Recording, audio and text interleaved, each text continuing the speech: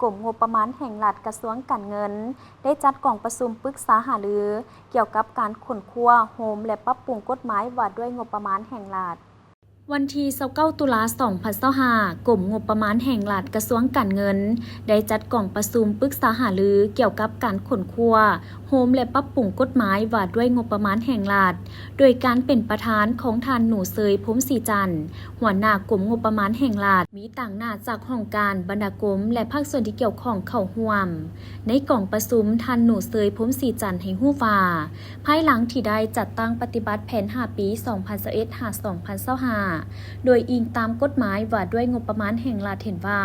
มีบางเนื้อในยังบ่ทันสอดคล้องกับสภาพการตัวจริง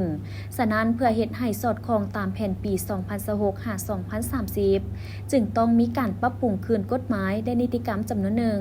โดยอิงใส่บทรายงานของกระทรวงยุติธรรมที่รายงานต่อรัฐบาลซึ่งมีหลายกฎหมายที่จะต้องได้มีการปรับปรุงในนั้น